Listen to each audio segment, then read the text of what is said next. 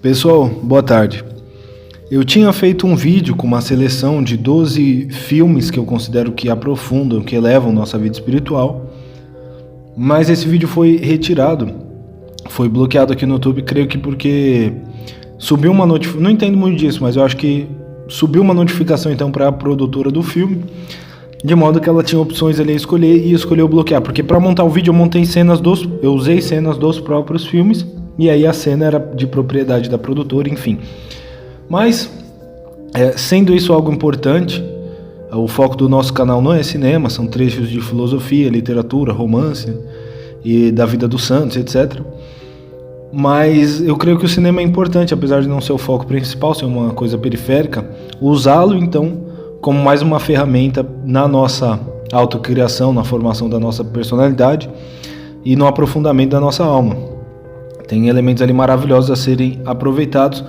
Então eu vou refazer esse vídeo, só que ao invés de colocar as cenas dos filmes, para não correr o risco de acontecer a mesma coisa de novo, né, eu vou fazer só com as fotos dos filmes e aí vou tecer breves comentários sobre cada filme, tá certo? Não há uma importância hierárquica, não tem uma ordem de melhor ou pior, ou nem pior para melhor. O filme que vem antes não necessariamente é melhor do que o que vem depois. Eu simplesmente escolhi 12 filmes que são muito bons, são de alto nível. Então vamos a eles. Primeiro filme, O Árvore da Vida, do Terrence Malick, que eu já adianto que é meu diretor de cinema predileto. Para alguns isso pode parecer uma loucura, mas de fato a coisa é assim. E eu vou explicar por quê. Primeiro aspecto, o aspecto visual, a fotografia dos filmes do Malick é maravilhosa. Desde o começo do cinema dele, lá no Cinzas do Paraíso, nos anos 70, quando era um cinema menos metafísico, já tinha alguns questionamentos ali, mas era menos profundo, menos espiritualista, e já tinha uma fotografia grandiosa. No Cinzas do Paraíso são campos vastos de algodão ali, os operários trabalhando, aquela coisa toda, e a coisa foi evoluindo. E depois, quando você junta esse elemento visual com o conteúdo, as ideias apresentadas ali, a coisa fica muito... Ideias não, porque foi muito bem dito. Uma vez eu vi um vídeo sobre o Malick que dizia que ele não está, na verdade, tentando provar alguma coisa, mas ele está incitando a nossa alma, os nossos sentidos, a se encantarem com o que é maior, né? E isso é bem verdade. Apesar de que ideias e valores são, sim, com certeza, expressos através dos filmes dele. Então esse aspecto visual, ele usa muito bem elementos da natureza, montanha, árvore, o rosto humano, o corpo humano, são mostrados ali em ângulos que eu não vi outro diretor gravar por esses mesmos ângulos. Fica uma coisa meio diferente mesmo. Até quando um personagem dele está andando, você tem a sensação mesmo de que você está andando junto. Então o aspecto visual dos filmes dele é muito forte. Vocês vão perceber até pelas fotos que eu colocar aqui. Segundo lugar, a edição de som. Nenhum diretor consegue colocar uma edição de som tão boa nos seus filmes, na minha opinião, porque é o diretor que eu mais me sinto dentro das cenas mesmo. Ele se aproveita, então, se vale desses elementos naturais.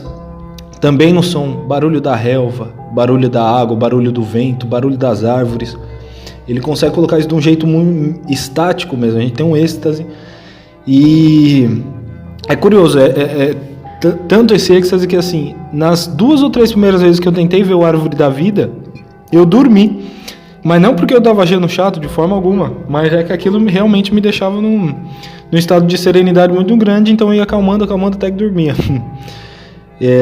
Então é realmente também nessa... E é curioso, porque pelo modo como ele apresenta esses aspectos visuais e auditivos, pelo modo como ele mexe com os nossos sentidos, até quando você vai para fora, para a realidade, além do filme, você vai andar na rua, você percebe que você está captando, pelo menos comigo aconteceu isso, interiormente eu posso atestar isso. Eu comecei a perceber mais nuances sonoras e visuais na realidade mesmo, depois de ver os filmes dele. Então é uma grande coisa de um diretor fazer, ele aguçar então os sentidos daquele que assiste os seus filmes, né? Trilha sonora muito boa também, no Árvore da Vida, por exemplo, sempre, né? No Árvore da Vida toca Brahms, toca Lacrimosa, são músicas belíssimas, entre outras. Então vamos lá, mas essas são características porque eu gosto dos filmes do Malick. Então, fotografia, edição de som, trilha sonora, tudo muito alto, e um cinema metafísico. sempre preocupado com a relação do homem, com a autocriação que o homem faz de si, o que o homem fez da sua vida, o que ele construiu de si dentro do tempo, qual a relação dele com todos esses elementos estão presentes. Então a soma disso sai algo grandioso. E o que o Árvore da Vida especificamente fala? Fala do quê? O filme vai indo por duas perspectivas ali. Uma é a própria criação do universo, certo? Começa com a epígrafe, um trecho de Jó, onde Deus fala lá no livro de Jó, né? Onde você estava quando eu fundei a própria terra? Deus pergunta para Jó. Quando Jó pensa em esboçar uma revolta ali contra Deus, Deus já fala isso, ele já baixa a bola e diz, não sei onde é que eu estava com a cabeça, e se arrepende, né? Jó, que é muito amado por Deus, muito querido, servo justo. Então acontece isso e o filme começa com essa epígrafe. Então vai mostrando ali a própria criação do universo, certo? Isso é uma perspectiva. Às vezes até parece meio evolucionista, mas evidentemente, se for mesmo evolucionista, não é um evolucionista apartado de Deus. Nem o Darwin, o próprio Darwin não era apartado. No final lá da Origem das Espécies, ele fala que crê também que Deus criou. A única diferença é que Deus deixou uma potência para que ela vá evoluindo ao invés de fazer as coisas já prontas. O que para ele é até mais poético, enfim, isso aí já desemboca para outra discussão. Mas começa então o filme tem essas duas então perspectivas, uma perspectiva da criação do próprio universo e outra perspectiva de uma família. E aí as coisas vão se tocando. Primeiro, quando a família, o homem e a mulher estão gerando ali vida, então há um paralelo entre a geração da vida do ponto de vista macro, Deus gerando tudo, e a capacidade que o homem tem de fazer isso, de gerar uma vida, colocar uma vida no mundo. E também, por exemplo, outro ponto onde que as coisas se tocam, porque a mulher dessa família, em dada altura a gente percebe que ela perdeu o filho mais querido dela. O filme ele não segue uma ordem cronológica assim linear, né? Às vezes está lá no futuro, às vezes volta para trás. Só que no meio do caminho você percebe que ela perdeu o filho mais querido dela. E antes ela dizia assim em alguns diálogos interiores, outro elemento muito bom no cinema do Melick também. É sempre muito introspectivo, no sentido que você vê o que os personagens estão pensando, o que diz o silêncio deles, que eles dizem em silêncio, porque os outros personagens ali não escutam, mas eles sempre estão pensando, sempre estão com um diálogo interior. Então ela falava, lá no começo do filme, ela fala que não abandonaria Deus em nenhuma circunstância, etc. Porém, quando esse filho morre, ela fica meio revoltada, né? Então já tem aquela resposta que Deus deu a Jó serviria para ela, com certeza. É curioso que às vezes a gente se espanta quando perdeu uma coisa, mas a gente não se espanta de a ter tido. É espantoso que tanta coisa que a gente recebe, a começar pela própria vida, sem ter pago nada, sem ter feito, sem merecer de forma alguma nada disso. Então, esse é um do ponto onde se toca então toda a criação do universo, essa conversa de Deus com Jó, com a própria situação dos personagens ali. Outro ponto interessante daí também, o filho mais velho dessa família, que eles têm 3 filhos, o Brad Pitt é o pai da família, Jessica Chastain é a mãe, e eles têm 3 filhos. O filho mais velho, ele está entrando naquela coisa do pecado, então o filme aborda muito bem isso também. O ser humano, quando ele começa a pecar, conhecer o pecado cada vez mais, e no começo do filme tem uma cena bem simbólica ali também, onde o pai risca uma linha no chão e fala assim, se você passar daqui para lá, não pode, porque é a casa do vizinho. Então é daqui para cá. Então o pai acaba sendo, essa cena expressa bem isso, o pai acaba sendo um elemento de disciplina ali na casa, a mãe um elemento de doçura. Então, na soma do modo como os dois agem, há um certo equilíbrio. Só que o pai, por ele ser esse elemento de disciplina, e muitas vezes ele até passa do ponto mesmo, né, a molecada não gosta muito do pai, aparentemente não gosta. E esse personagem mais velho, que é o que está entrando no pecado, ele realmente chega a falar que queria que o pai morresse. O pai pede para não colocar o cotovelo na mesa, mas ele coloca. Diz que tudo do pai ali é errado. E, né? Só que, no entanto, o pai vai fazer umas viagens a trabalho, dada altura, e todo mundo sente falta, porque vira um caos o local, né? A rapaziada lá, os moleques, não tem nenhum respeito pela mãe. Então vira aquela bagunça, eles sentem falta do pai, todo mundo sente falta do pai, apesar dos momentos estressantes ali que tem a família toda, às vezes por o pai ser um pouco colérico, dependendo da situação, enfim. E aí lembra daquela coisa, que assim, a pessoa quando ela ainda não se formou, ela ainda está naquela construção, adolescente é uma coisa muito árdua, porque está se fazendo ali. Ela quer alguém que põe ela na linha, porque senão fica aquela coisa, claro que, dadas as suas proporções, entre muitas aspas, o pai é um elemento de ordem, assim como Deus. Então, quando o pai sai, faz lembrar aquela coisa do Santo Agostinho, né? Sentir quem sou eu para mim mesmo, se não um guia que conduz ao abismo. E assim o menino se sente, porque ele vai entrando naquele pecado e aquilo vai fazendo mal para ele. A ponto que até com Deus mesmo, daí efetivamente, ele se revolta às vezes, porque ele vê um menino morre afogado lá, então, como é que é isso? Então, na mãe e no filho mais velho já tem esse questionamento do sofrimento, a partir do sofrimento um questionamento a Deus, que é o que Jó faz, só que Jó faz e já volta, né? Eles ficam mais tempo aí nisso, certo? Só que lá na frente, a gente vê esse filho mais velho pedindo desculpa pro pai por telefone. Ele já é um adulto, é interpretado pelo Champagne. E tem uma cena ali onde ele tá pedindo desculpa pro pai. Então é uma coisa muito bonita. Passou o tempo, ele amadureceu, percebeu melhor as coisas, né? E toda essa conversa me faz lembrar um poema que eu acho bem legal, que eu vou fazer uma leitura dele aqui, só um minuto.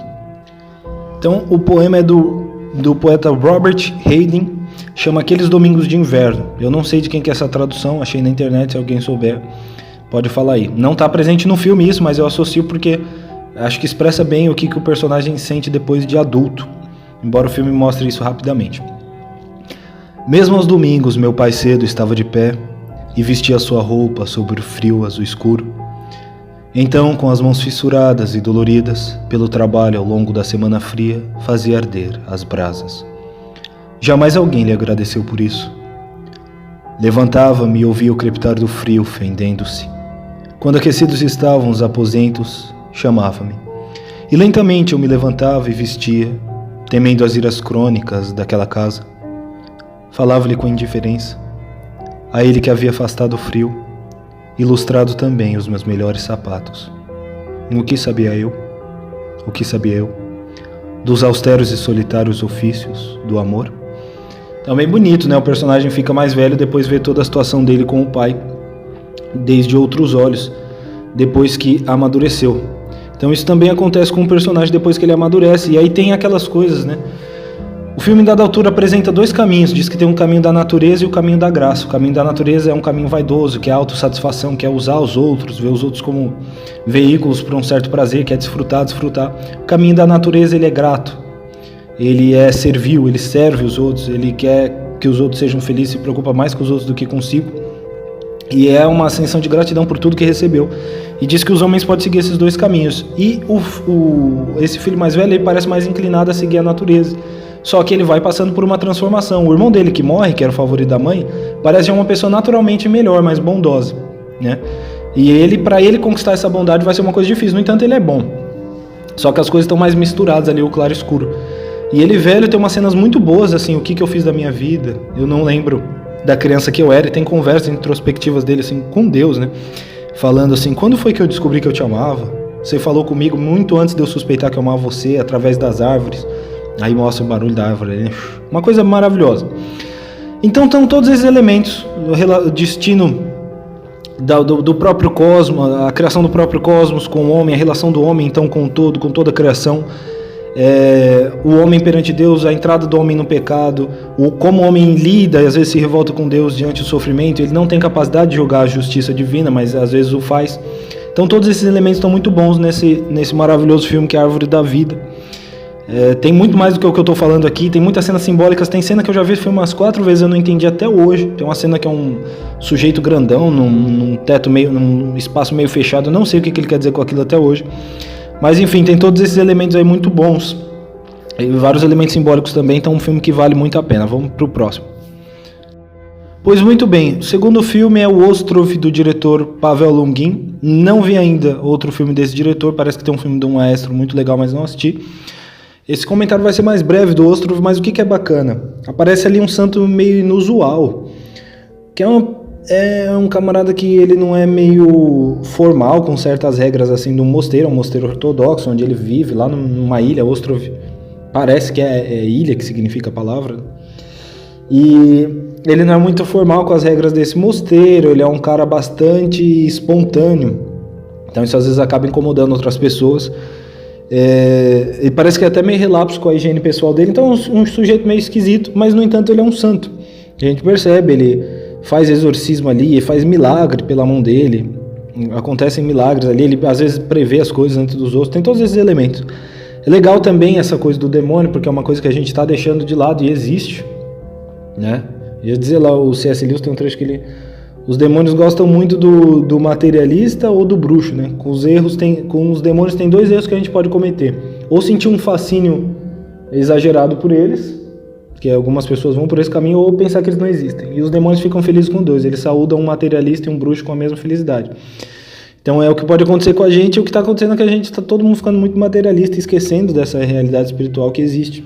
Então no filme mostra mesmo ali uma moça possessa, e ele faz ali o exorcismo. Tem tudo isso. Também é alguém muito puro, né? Puro no sentido assim de transparente, ele não está vestindo não quer dissimular. Nesse sentido lembra muito o primeiro capítulo do Quatro Santos do Lavelle, fala que o santo já não quer dissimular suas falhas. Elas são um alimento mesmo, uma condição para a sua santidade. Nós é que dissimulamos as falhas porque a gente em nós nem bem nem mal tem força suficiente. Então a gente não aceitando o nosso mal, dissimulando ele, a gente impede o bem de nascer. O santo não, ele junta os 2 termos, mas porque ele usa o mal para alimentar o bem, usa o mal dele. E com esse personagem acontece muito isso, porque ele comete um erro gravíssimo no começo do filme, e ele convive toda a vida com esse tormento, às vezes até que talvez com um remorso excessivo, mas ele vai convivendo com isso, e aí tem uma história de redenção bacana também nesse filme. A gente pensa num São Pedro por ter negado Cristo, a força, o ardor interior que ele não alcançou depois, entendendo que o amor de Deus era muito maior que o pecado dele, claro, que essa é a grande coisa. O ardor, então, que ele não alcançou justamente por conta do erro dele, né? Então, igual o Lavelle fala, não há nada mais belo do que ver esse fogo que se alimenta dos materiais mais impuros. É uma maravilha. Então, vamos para o próximo filme. Agora, A Missão, do diretor Roland Joffé. Eu vi outro filme desse diretor, que é um filme sobre o São José Maria Escrivá. Não gostei muito não, mas esse A Missão é muito bom. Então também tem a fotografia como um ponto forte, ganhou até o Oscar de melhor fotografia de 86. Muitas cenas ali gravadas nas cataratas do Iguaçu, então a gente vê aquela coisa estrondosa, assim, grandiosa, a água caindo, aquela coisa realmente sublime e terrível a um só tempo. Tem muitas cenas gravadas ali. As atuações dos atores são excelentes, né? Os principais são o Jeremy Irons, que é um ator muito bom e que fica até indicação. Tem uns vídeos dele declamando T.S. Eliot, The Wasteland e The Love Song of J. Alfred Prufrock, que são muito bons, a entonação de voz dele é excelente. Então, ele é um grande ator mesmo. E o Robert De Niro também é um grande ator, né? E aí o que acontece? Já o líder da ordem, é um cara já desde o começo, não tem muita transição dele no filme, é um cara sereno, assim, de uma religiosidade profunda, de uma vida interior profunda, e o Robert De Niro passa por uma transição, porque no começo é um cara muito vaidoso, parece que explora, ganha bastante dinheiro ali com essa situação dos índios, da escravidão, do comércio, todo aquele negócio, só que acontece uma tragédia, porque ele mata o irmão dele por conta de uma mulher, e a mulher de fato gostava mais do irmão, eles meio que se desentendem ali, ele acaba matando o irmão, e aí ele se arrepende profundamente, entra num amargor extremo, e aí esse jesuíta vai ajudando ele, o Jeremy Irons, ele entra para a ordem então que o Jeremy Irons é o líder, e acaba melhorando. Então as atuações muito boas desses personagens, trilha sonora muito boa é do Ennio Morricone, que é aquele dos filmes de Velho Oeste também, grande nessa questão de música de cinema, e mostra então muito bem essa coisa das missões dos jesuítas aqui na América do Sul, que é uma coisa estupenda, né? A gente pensar, o camarada vir para cá num lugar onde ele não sabe direito como é que funciona, quais são os seres exatamente, o que tem. Imagina uma noite na floresta quando você nem sabe direito quais são os elementos do lugar, né? Uma coisa que ainda está meio que sendo descoberta ali aos poucos. É bem interessante a gente pensar nisso. Eu morei em Bertioga, que é um local onde o São José de Anchieta foi fundado por ele, na verdade. Ele saiu de lá para fundar o Rio de Janeiro, inclusive. E tinha lá, então, ruínas, que eram locais onde o São José de Anchieta, ele celebrava a missa ali, toda aquela coisa. Dizem que tem um local lá que ele ouviu o anjo, tem aquelas histórias que se contam, né? Catequizava os índios, alfabetizava os índios, aquela coisa toda. Então é uma coisa muito interessante da gente imaginar, e esse filme retrata bem. E é legal você pensar que, assim, Uma coisa boa também para entender essa coisa das missões jesuítas, especificamente do São José de Anchieta, que melhora a nossa imaginação para isso, é o livro Evangelho na Selva, do Fagundes Varela. É tudo decassílabo branco, salvo engano, onde ele vai contando ali como se um longo poema, como se fosse o São José de Anchieta contando o Evangelho para os índios. Aí tá tudo aquilo em forma de poema, mas é muito bonito mesmo. Sonoridade belíssima, apesar de não rimar e tudo mais. Então fica aí, Fagundes Varela, né, Evangelho na Selva. Então o filme pega bem isso. Eu achei legal que dizem que o filme historicamente, daquela situação que aconteceu ali naquele local, não é muito bom, né? Não sou apto para julgar isso, vi algumas histórias, vi os argumentos aí das pessoas que falam que não é muito bom, mas pensando no filme como algo fechado em si mesmo, é excelente. E o que eu achei bacana, 2 pontos muito legais aí adicionais, né? Não foi aquela separação grosseira onde o homem branco é sempre um tolo, maldoso, europeu. Muitos filmes são assim, né? Muitos.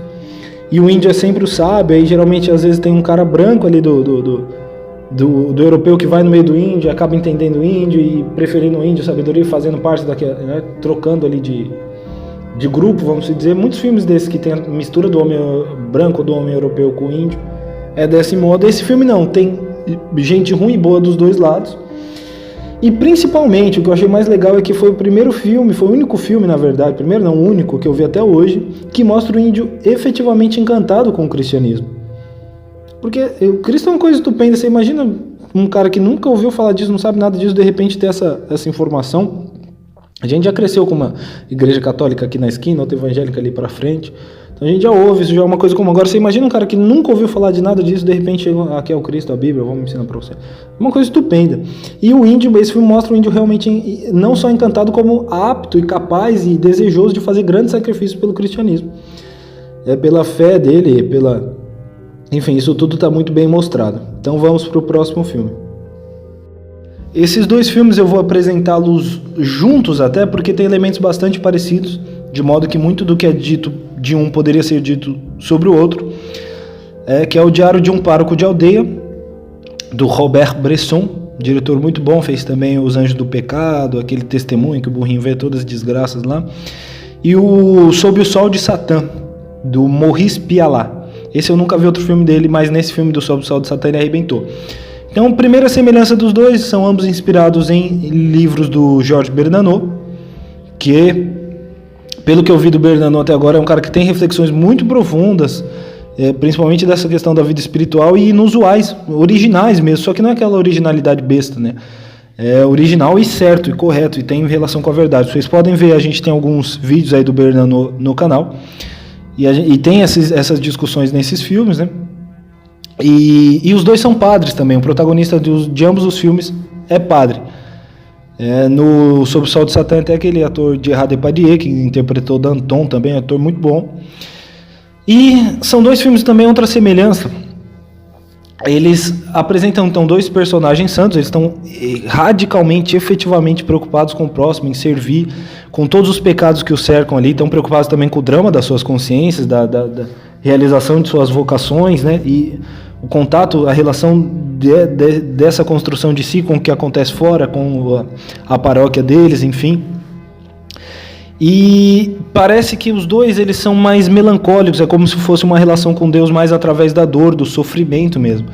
Lembra bastante aquela coisa que o Léon Blois fala ali, o Léon Blois nas Trevas fala muito da dor, de como a dor nos aproxima de Deus. E como a gente deve até ter um amor pela dor, não você vai ficar criando a própria dor, mas aceitá-la, né? Que ele evoca até o São Paulo, apóstolo de São Paulo falava que na Bíblia, e de fato fala, que a gente deveria não se lembrar senão do Cristo na cruz, né? E então é esse relacionamento com Deus mais através das trevas, do melancólico. As cenas dos filmes são meio escuras assim, principalmente a do Gerard Depardieu, tem cenas, lembra até uma coisa meio Noite Escura do São João da Cruz, muito bom mesmo. E chega a aparecer o diabo para ele vai andando com o diabo ali num caminho, como se acontecesse um oposto do que aconteceu com os discípulos de Emaús, porque eles foram andando com Cristo sem saber que era Cristo com ele, não, ele foi andando com o demônio sem saber que era o demônio chega a dar um beijo nele. O demônio, as cenas do demônio, as coisas que ele fala são interessantes, ele diz ali que o homem nunca se conhece, toda aquela coisa sempre acusando, com aquele ardil todo, né? E é muito bem feito todas essas cenas. Aí tem uma cena belíssima do Gerard Depardieu fazendo um milagre no final do filme. Do Diário de um Pároco, milagre também é muito importante, a gente vê expresso no filme para entrar no nosso imaginário, porque é uma coisa também que está saindo um pouco da nossa... Né? O próprio professor Olavo falava com muita razão que nossa sociedade despreza extremamente o milagre. E o do Diário de um Pároco de Aldeia também tem cenas muito belas, quando ele tá com o personagem protagonista ali tá consolando uma mulher, ele fala que o tempo está imerso na eternidade, é uma maravilha. Então vale muito a pena, 2 filmes aí excelentes, Diário de um Pároco de Aldeia e Sob o Sol de Satã. Agora o filme do Padre Pio, do diretor Carlo Carley, talvez seja um filme menos artístico, talvez menos técnico dos que os outros que eu apresentei até agora. Mas é muito bom e o conteúdo do que ele fala é uma coisa estupenda, que é a vida do Padre Pio. Não que o filme é ruim tecnicamente, tá? Mas talvez não seja tão bom quanto os outros. Apesar de que tem belíssimas músicas, aquele Fracamela é muito boa, a atuação muito boa, o cara que faz o Padre Pio arrebentou. A cena onde ele recebe as chagas ali e sente uma vergonha luminosa, né, que ele é indigno daquilo de ter uma marca, que é a marca do próprio Cristo, é estupendo. Então, as cenas muito bonitas também, montanhas da Itália, lá, toda aquela coisa. Só que o principal é o conteúdo, então esse filme expressa muito bem o principal evento aí, um dos principais eventos do catolicismo, que é a vinda do Padre Pio, né? Santo cheio de milagres. Pelo que eu li de biografias do Padre Pio, a coisa está muito correta, está apresentada de um jeito muito bom. Então é um filme excepcional, não tem muito o que... Creio que também muita gente já tem até visto, né? Muita gente aí do canal, mas vale a pena lembrar desse filme aqui. E uma advertência também que eu acho válida, eu fui assistir o novo filme do Padre Pio, é uma coisa muito ruim, né? Já tinha uma desconfiança com o filme, porque eu vi o trailer e falava de uns dramas políticos ali, e no trailer ele ficava meio nisso, eu falava, pô, um filme do Padre Pio, cara, não pode ficar focando nessa coisa política, não tem cabimento, né?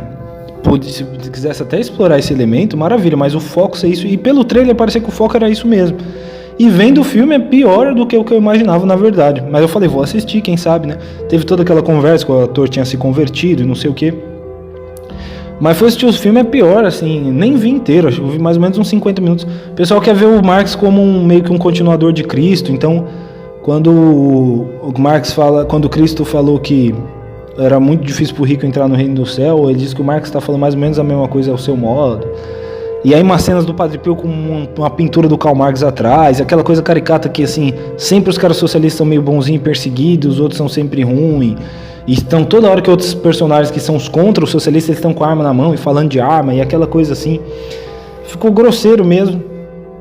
Parece muito mais que o cara se apropriou da imagem do Padre Pio para fazer uma propaganda política barata e ainda do pior lado. Se for de qualquer lado, de qualquer coisa, é ruim, porque um filme do Padre Pio é uma coisa muito maior. A César o que é de César, a Deus o que é de Deus. Muito maior que essas picuinhas políticas, mas assim, não que essas coisas não tenham importância nenhuma, mas comparado com o Padre Pio, né? Não é assim? Imagine fazer um filme de Cristo, dadas as suas proporções, mas que fique focando no drama político da época. Não tem muito cabimento nas intrigas políticas ali. E então piorou como uma apologia ao socialismo, que é algo anticristão, sem dúvida alguma. Então fica essa advertência aí sobre o novo filme do Padre Pio. A Tortura do Silêncio, do Alfred Hitchcock, grande diretor. Eu tinha uma resistência, não sei por qual razão exatamente, mas ou qual falta de razão, na verdade, de ver os filmes dele.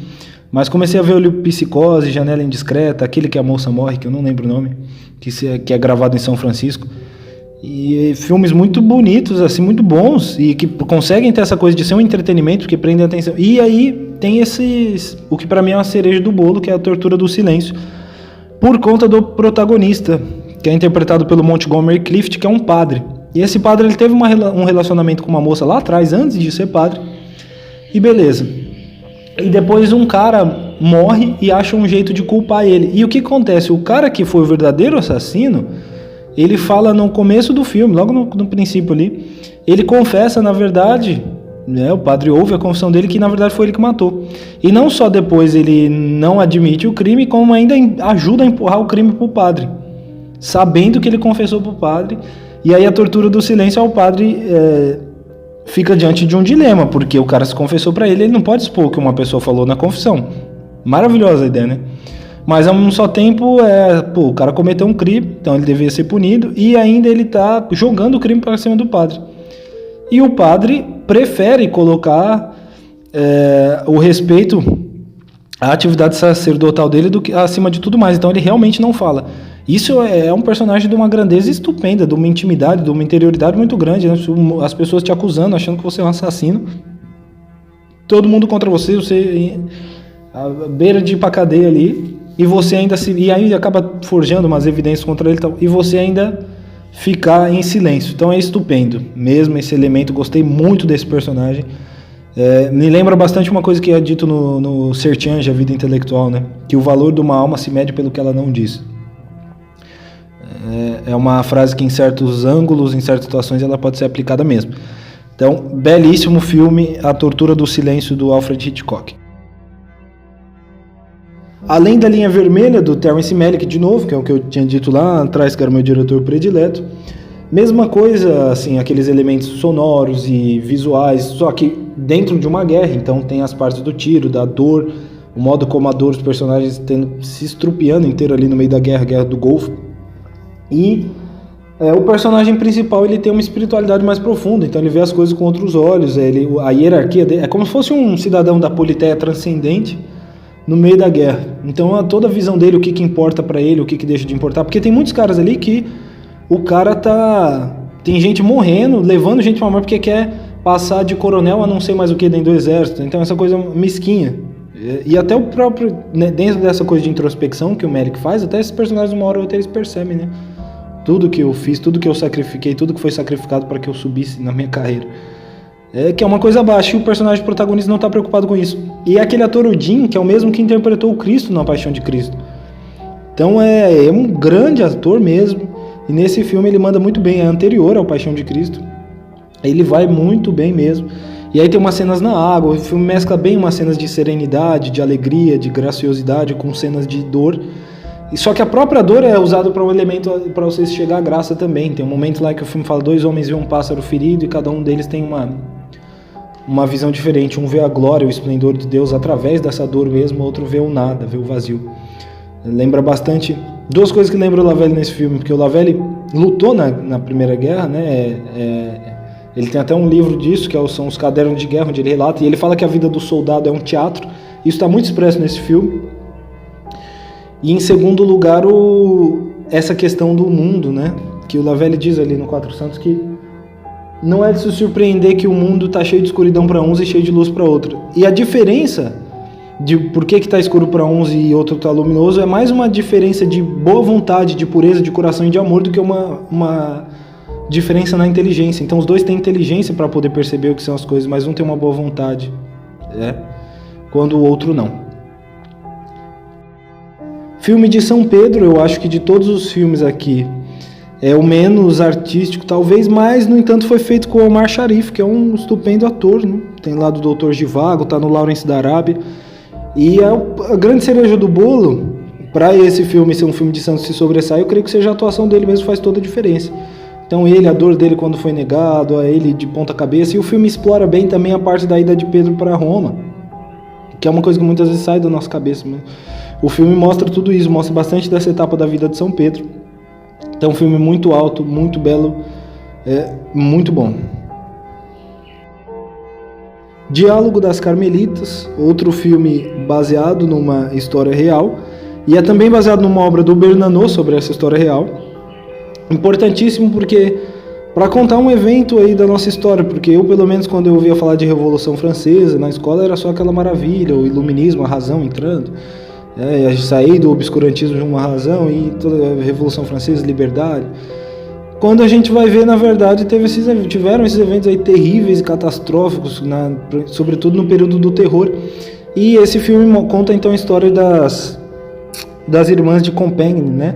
Que elas foram decapitadas, então. 16 freiras ali, 16 irmãs. E a cena final desse filme, acho que é uma das coisas mais bonitas que eu já vi no cinema, sem dúvida. Elas cantando Vinde ao Espírito, afinadíssimas, e indo cada uma para a guilhotina. A líder ali da ordem delas, guiando uma a uma, lembra muito Santa Teresa d'Ávila, por ser uma mulher de contemplação e ação ao mesmo tempo, uma mulher forte, firme, resoluta, assim. Então ela leva todo mundo e depois ela vai. É muito bonita mesmo a cena final, é muito comovente.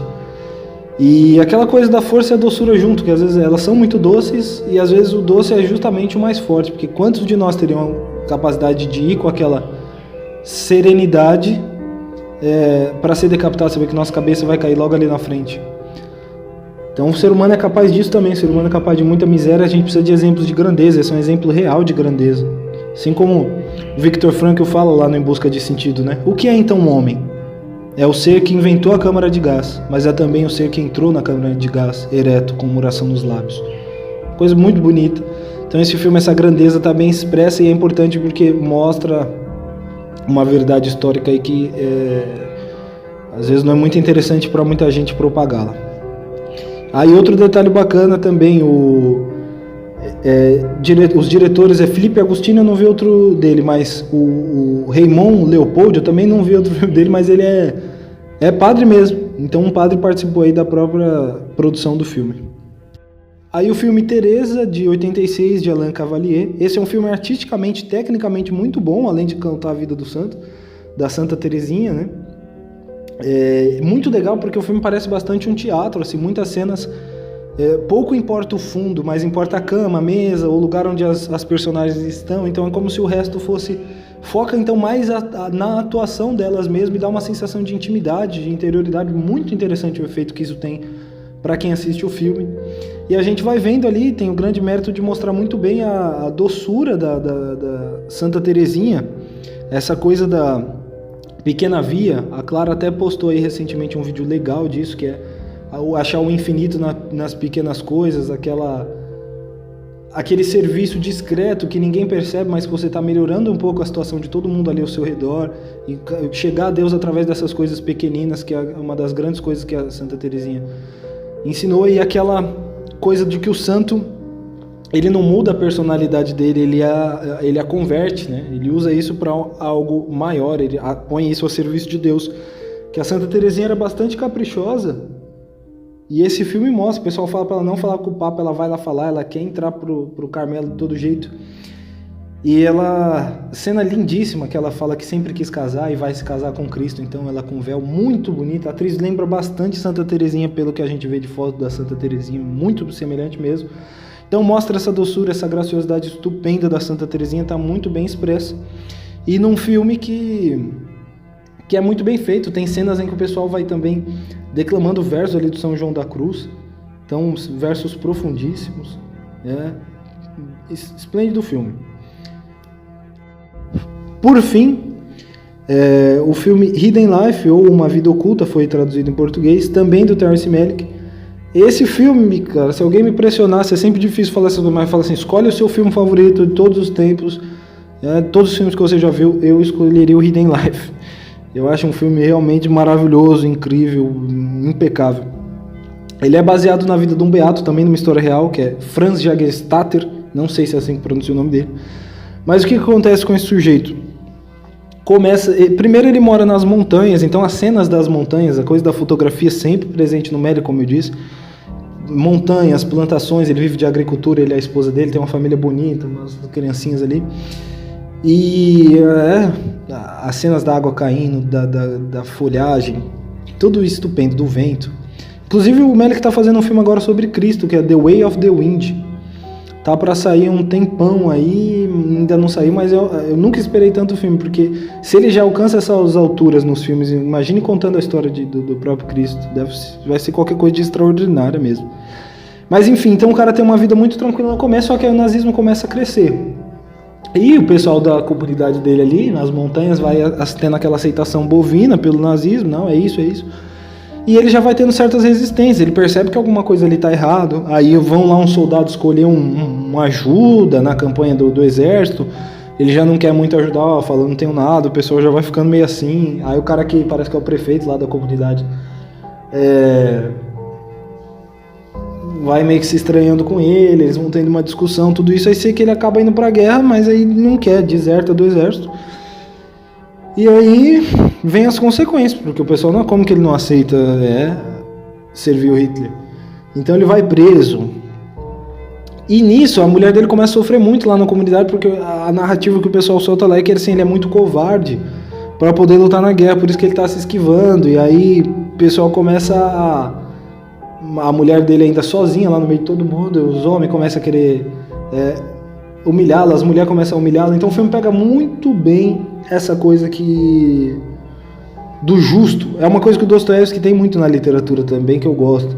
Que é assim, o cara viu, a comunidade viu, às vezes culpando o justo, o bondoso que está sozinho ali na situação. Que está ali só como Cristo teve só na cruz.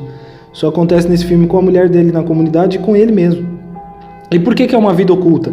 Os caras falam que todo esse esforço, que ele não vai mudar nada nas ordens do evento, então que na ordem dos eventos, então que o esforço dele é inútil, essa coisa de não querer obedecer, de querer fazer um protesto, uma espécie de protesto contra o nazismo. E fala, dado uma altura, falando assim, olha, você vai morrer, cara, amanhã depois se quiser, mas você toma uma bala na cabeça aí, ninguém vai nem ficar sabendo de você. Só que ele falando, tá, eu não tô preocupado com isso, é que tem uma coisa dentro de mim a qual eu devo obedecer. E aí o filme é belíssimo, porque ele vai falando, né, às vezes a gente tem medo da morte, mas depois que você perdeu várias coisas, você simplesmente vê uma liberdade luminosa, então você já não... E aí os caras maltratando ele, soldados maltratando ele, manda ele sentar na cadeira, ele vai sentar, o pessoal tira a cadeira, bate nele, ele chama um cara de irmão, o cara bate na cara dele. E ele realmente atinge um nível de, assim, maior, né? Realmente é uma imitação de Cristo ali, porque ele não fica com raiva do cara, ele realmente ultrapassa as nossas condições de humano normal, assim, em muitos sentidos. E música tema do filme é estupenda. E aí o filme termina com aquela coisa do... Esse sujeito é considerado tão beato pela igreja, né? E o filme termina com uma frase do autor George Eliot, que é um autor do qual eu não li nada ainda, mas a frase é muito bonita, que diz assim... Não é exatamente isso, mas é desse jeito. Se o mundo não é um lugar pior, é em decorrência de muitas vidas que agiram assim discretamente, sem se tornarem célebres, né? No seu entorno ali fizeram sua parte. E que hoje em dia descansam os corpos deles descansam em túmulos invisitados, né? Túmulos que ninguém visita. Então ninguém vai ver, ninguém não virou nenhuma celebridade, nenhum herói para ninguém. Mas na escala eterna com certeza tem um valor muito maior. E aí o Melick foi desenterrar aí a história desse beato e propagá-la, e o fez com maestria. É um filme realmente sublime, sublime, sublime, sublime. Vejam. E aí no meio disso tem sempre aquelas introspecções profundas, tem um pintor de igreja, tem uma cena muito bonita com um pintor de igreja, tem cenas que mostram as gravações das próprias igrejas ali no filme. É uma coisa estupenda. Tá certo, pessoal? É isso. Pretendo fazer em breve também um filme com uma seleção aqui com 12 filmes anticomunistas. Espero que gostem, espero que o vídeo tenha servido para animá-los de ver os filmes. Dei vários spoilers aí, mas eu não estou muito preocupado com isso, porque eu creio que o principal dos filmes não é bem os eventos que acontecem, embora também sejam muito importantes, mas como é apresentado, né? Salvo a não ser assim, igual o Pedro, é muito importante os eventos, mas aí todo mundo já sabe como é que foi a vida de São Pedro, mais ou menos. Então, enfim, estes são os filmes aí que eu creio que quem assistir com a sensibilidade correta, com os olhos abertos, atentos, vai se aprofundar. Em breve eu faço um vídeo de bons filmes anticomunistas. Valeu? Um grande abraço.